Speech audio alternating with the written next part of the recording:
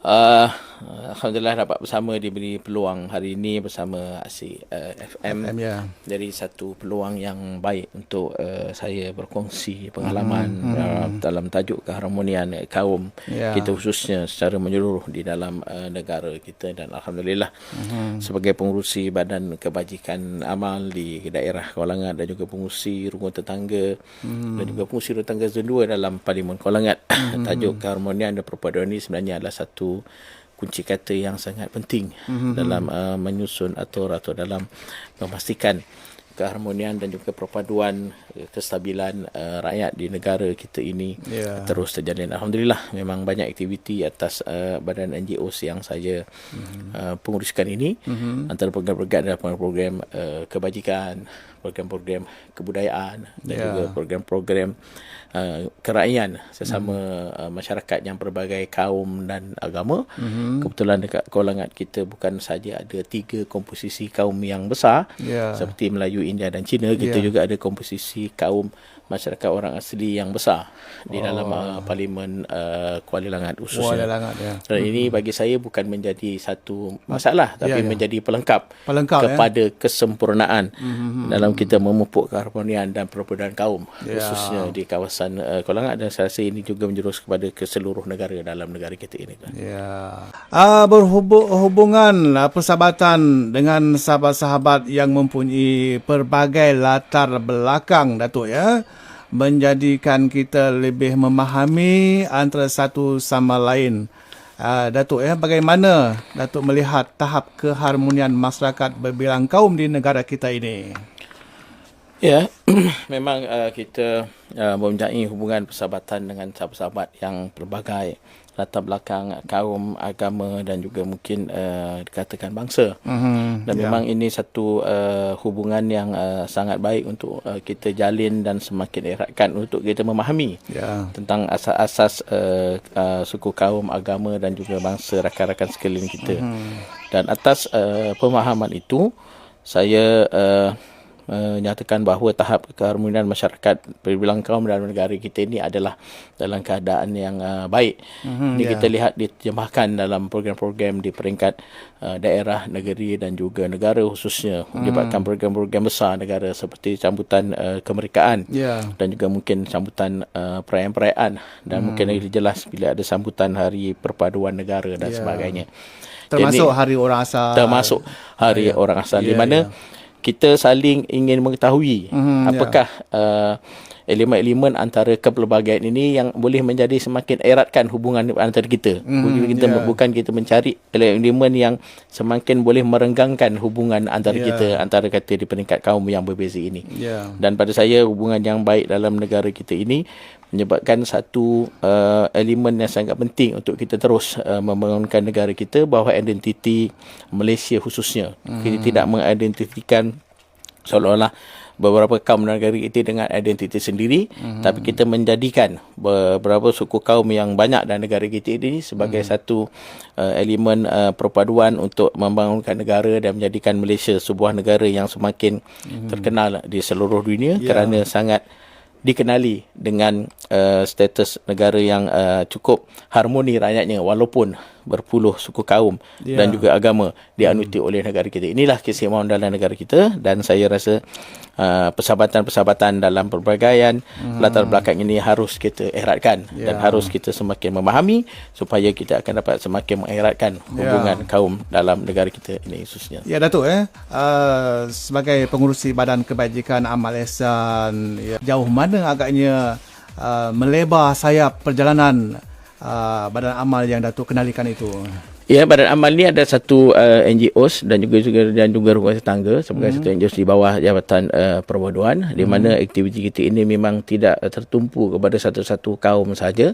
Contohnya program-program kebajikan yang kita laksanakan sepanjang masa adalah terbuka kepada semua kaum, dan kita menyantuni kepada semua kaum. Perkara-perkara kebajikan khususnya sekiranya kita mengadakan sumbangan-sumbangan bantuan-bantuan seperti bantuan kecemasan ketika banjir, ketika bencana alam.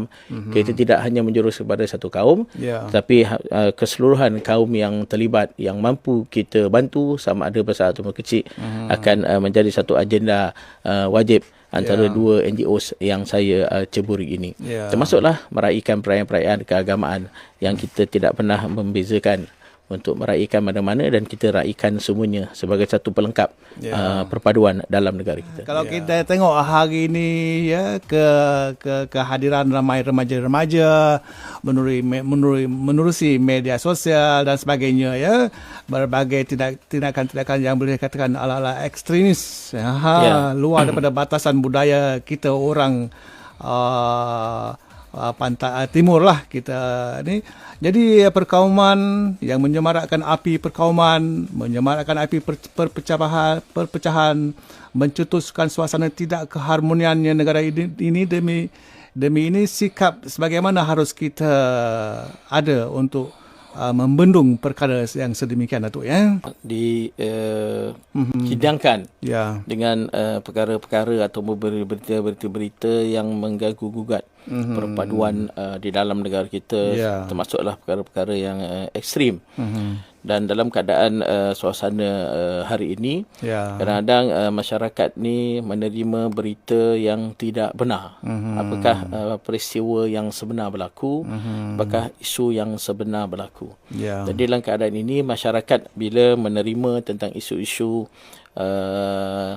perpaduan, isu-isu perpecahan ataupun segelintir isu-isu yang agak ekstrim tentang sikap keharmonian ini, pertama masyarakat harus bertindak untuk memastikan bahawa berita yang mereka terima ini adalah berita yang sahih. Benar. Kadang-kadang berita melibatkan pertengkaran individu antara individu yang kebetulan kaum asasnya atau agamanya berbeza, yang hanya perkara kecil tetapi disebarkan menjadi perkara besar sehingga seolah-olah timbul isu perkauman di dalam satu negara atau dalam satu tempat itu, dan penyampaian berita yang tidak benar ini menyebabkan berita ini menjadi besar dan akhirnya menggugat keharmonian dan akhirnya melahirkan bibit-bibit perpecahan perpaduan yang ada dalam kaum itu. Contohnya mungkin dalam satu kawasan taman perumahan atau kampung, hanya kerana kesalahan maklumat, penyebaran berita yang tidak benar, dan akhirnya berlaku perpecahan yang agak besar dari segi semak perpaduan itu. Begitu juga dengan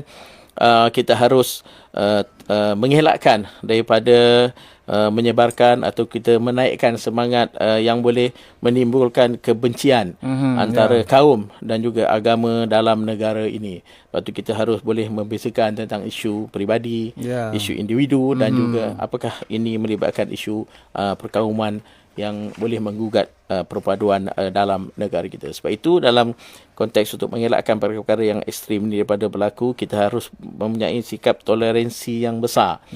Kita harus memiliki sikap perpaduan dan toleransi antara kaum di dalam negara ini, supaya dengan sikap toleransi yang saling boleh memahami dan juga mengambil sikap kesederhanaan ini, maka perkara-perkara yang melibatkan mungkin mencetuskan sesuatu yang ekstrim dapat kita elakkan atau dapat kita elakkan daripada semakin menyemarak di antara kaum dalam negara kita. Dan sejarah yang lepas juga kerana kesilapan beberapa maklumat dan juga tidak tanduk yang tidak sepatutnya berlaku, menyebabkan berlaku krisis perkauman yang agak besar dalam negara. Alhamdulillah dapat ditangani dengan baik sini, dan kita mengharapkan perkara ekstrim ini tidak akan berlaku lagi dalam negara kita dan tidak menjadikan asas-asas perbezaan kaum, agama dan bangsa ini sebagai asas untuk kita saling bermusuhan dan menyebabkan kestabilan dalam negara kita. Terima kasih.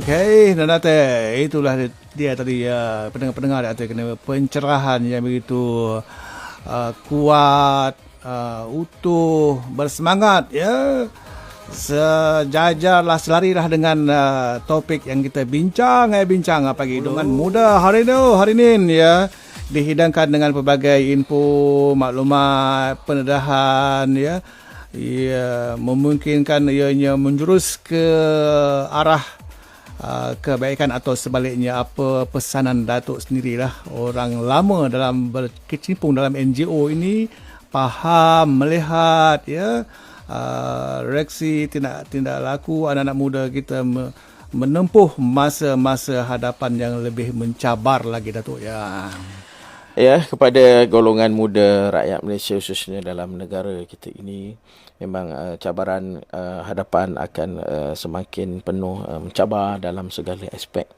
Dalam tajuk yang kita bincangkan pada hari ini, saya menyarankan golongan muda di negara kita ini memahami tentang asas-asas pembentukan negara kita, asas-asas perlembagaan negara kita, asas-asas sejarah kemerdekaan negara kita yang tak lain tak bukan, salah satu asas utamanya adalah perpaduan dan kerjasama semangat seluruh kaum yang ada dalam negara kita ketika itu untuk menuntut kemerdekaan telah menyebabkan tuntutan kita diterima dan akhirnya kita menikmati kemerdekaan bermula detik 31 Ogos 1957. Jadi kalau asas-asas ini rakyat golongan muda di negara kita faham, mengkaji, memahami dan menghayati, saya amat yakin golongan muda akan lebih faham dan lebih mengetahui mereka akan mewarisi dan akan mewarisi semangat ini dan akan lebih dapat mengetahui dan juga menjalankan kehidupan harian berasaskan kepada asas-asas perpaduan dan juga keharmonian kaum dalam negara ini sekalian. Dan sekali ini menjadi satu punca negara kita merdeka tak mustahil. Sekiranya asas ini tidak kita jaga, dia akan menjadi satu punca negara kita juga akan pecah ataupun akan hancur semula ataupun negara kita akan berada dalam keadaan terombang-ambing atau tergugat.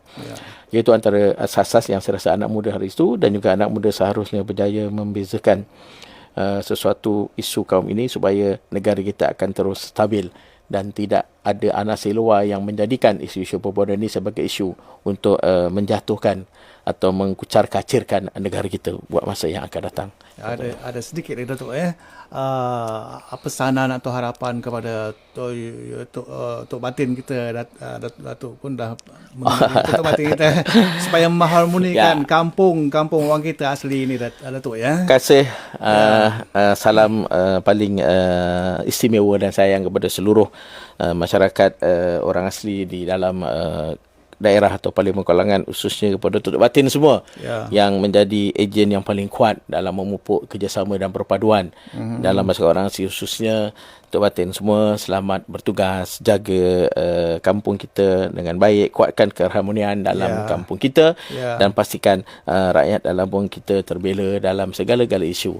InsyaAllah saya sentiasa bersama khususnya masyarakat orang asli dalam kawasan Kelangan untuk sama memastikan masyarakat orang asli juga tidak ketinggalan dalam segala segi, khususnya dari segi negeri, dari segi isu-isu perpaduan khususnya. Dan tahniah kepada kampung-kampung orang asli Kelangan yang saya hari ini mendapatkan mereka ada keistimewaan sendiri dan ada kejayaan-kejayaan besar yang mereka telah kecapi dan mereka akan kecapi pada masa yang akan datang. Tahniah semua. Okey, demikian tadi pencerahan yang begitu match sekali selaku tonggak pengurusi Badan Kebajikan Amal Ehsan dan juga pengurusi Rukun Tetangga Zon 2 Kuala Langat Selangor bersama Datuk Zurehan Yusof nanti. Nah, sampaikan salam untuk orang kampung. Apa khabar orang kampung kita entai? Mana